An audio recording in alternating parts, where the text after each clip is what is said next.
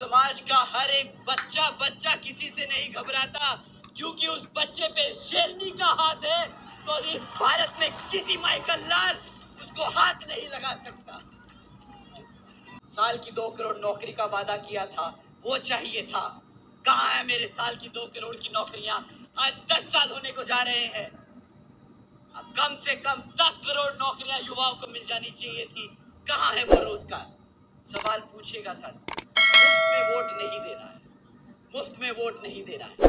अगर बोले ना नमक खाया है, वही थैला, जिस थैले में राशन दिया है वही थैला खाली पकड़ा के वापस भेज देना। बोलना ये रखो तुम्हारा थैला, नहीं देना तुम्हें वोट, नहीं चाहिए तुम्हारी राजनीति, नहीं चाहिए तुम्हारा राशन।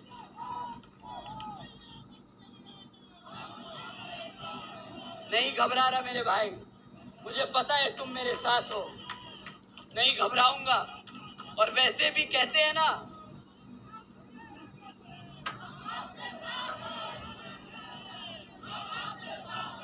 साथियों, मैं तो छोड़ो,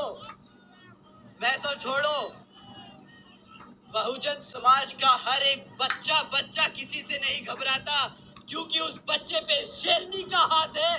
तो इस भारत में किसी माइकल लाल उसको हाथ नहीं लगा सकता।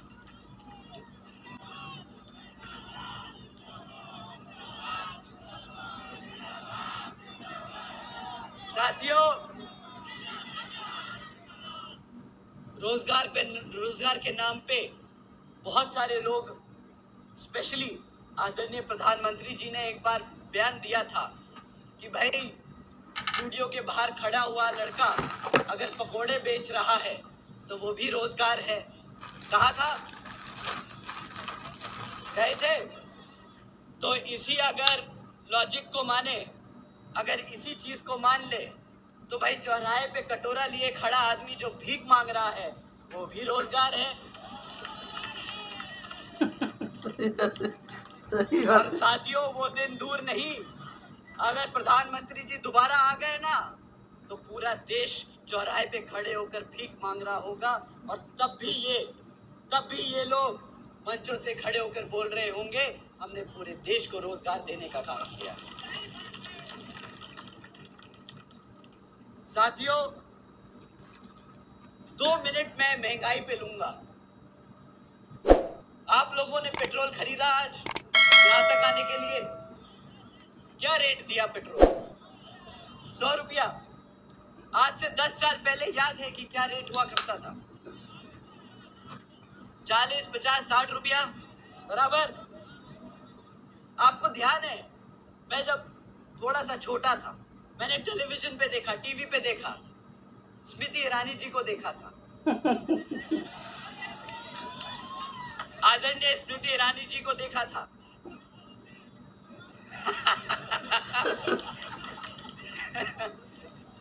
उन्होंने हरकतें वैसी ही करी।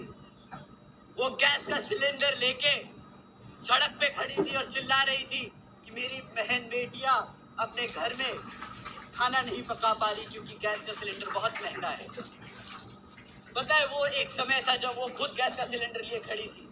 आज जब गैस का सिलेंडर 400 रुपये से बढ़कर 1100 रुपये, 1200 रुपये पहुंच चुका है, तो वो स्टारबक्स की कॉफी पी रही है। उस पे गैस नहीं लगती शायद, तो उन्हें नहीं एहसास हो रहा कि ये महंगाई कितनी चुभती है हमारी बहन बेटियों को। अब वो महंगाई की बात नहीं करेंगे, अब वो बात करेंगे राम मंदिर की। अब उस पे भी पूछ लेते हैं, राम मंदिर भाजपा ने बनवाया? नहीं ना, सुप्रीम कोर्ट ने ऑर्डर दिया था राम मंदिर। अच्छा, ये बात बताइए, राम मंदिर को बनाने के लिए पैसा किसने दिया? भाजपा ने? यहाँ की जनता ने दिया ना? तो इनसे कभी पूछिएगा, जो मंचों से खड़े होकर दावा ठोकते हैं कि हमने राम मंदिर बनाया है, भाई ना तुम पैसे दिए हो, ना तुम कोर्ट का ऑर्डर लेके आए हो, ना तुमने जमीन खोदी, तो किस बात का क्रेडिट मांगते हो राम मंदिर का? पर घमंड पूरा है। बोलते हैं हम राम लल्ला जी को अयोध्या लेके आए। वाह भाई, अब तुम इतने बड़े हो गए हो कि तुम एक भगवान को लेकर आओगे। वाह।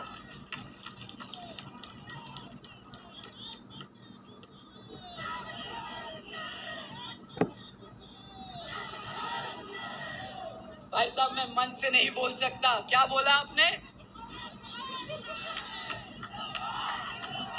क्या बोला? प्रधानमंत्री जी क्या है? झूठे हैं? अरे ऐसे मत बोलो, प्रधानमंत्री जी हैं यार। क्या बात कर रहे हो?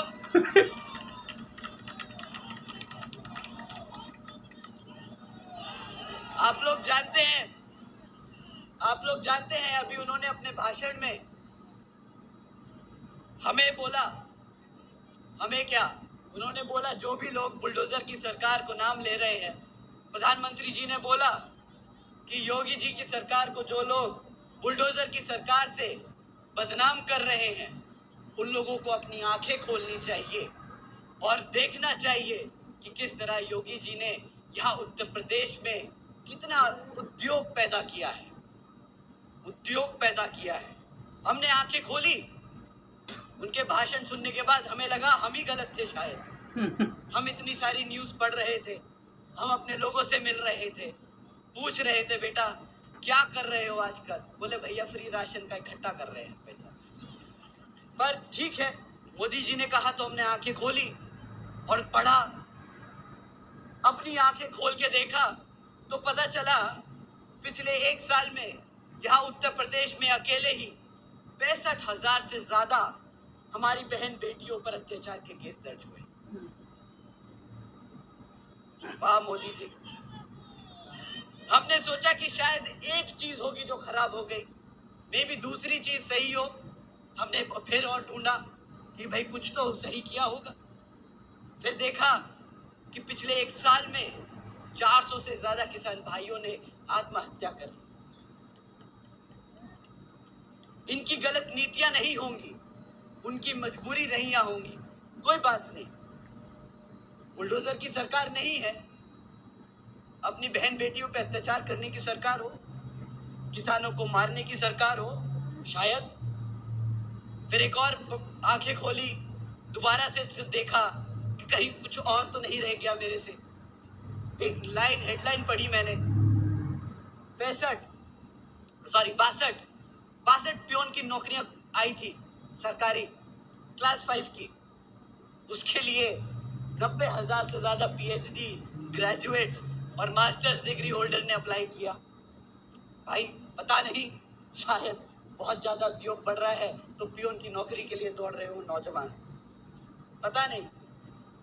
फिर और देखा, पता चला यूपी में 40% 5 साल से कम उम्र के बच्चे कुपोषण के शिकार हैं, खाना भी नहीं दे पा रहे। अब आपको तो पता ही है सरकारी राशन कैसा मिलता है, उसकी क्वालिटी क्या है, तो शायद ये भी सच हो। क्या आप जानते हैं साथियों, बच्चों के खिलाफ यौन शोषण के मामले में यूपी नंबर 1 बन गया है ना। मैंने आंखें खोली, बुलडोजर से आगे देखा तो पता चला ये सब भी है। हमारी बहन बेटियों के खिलाफ जो अत्याचार होता है, देश में नंबर 1 पहुंच गया यूपी। ये भी देख लिया, शायद आंखें ज्यादा खोल ली मैंने। क्या आप जानते हैं हत्या के मामले पूरे देश में सबसे ज्यादा यूपी में हो रहे हैं? सही बात। आदरणीय प्रधानमंत्री जी, आप जिस प्रदेश के सांसद हैं, वो देश आज भारत का किडनैपिंग कैपिटल बन चुका है। यहां पर कोई फैक्ट्रियां नहीं लगी, यहाँ पे किडनैप करने की फैक्ट्रियां लगी हैं, रोजगार देने की फैक्ट्रियां नहीं लगी। साथियों, ये है हकीकत भाजपा सरकार की। तो साथियों ठीक है, आज के बाद से हम बुलडोजर की सरकार नहीं बोलेंगे। योगी जी की सरकार बुलडोजर की सरकार नहीं है, ठीक है? मान लिया। आप लोगों को चलेगा? ठीक है। आप लोगों की सरकार बुलडोजर की सरकार नहीं, आप लोगों की सरकार गद्दारों की सरकार है।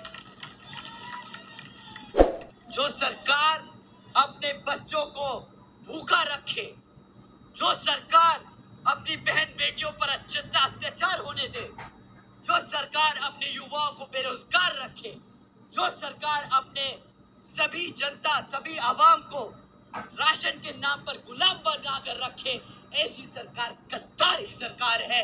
आज के बाद ये बुलडोजर की नहीं, ये गद्दारों की सरकार है।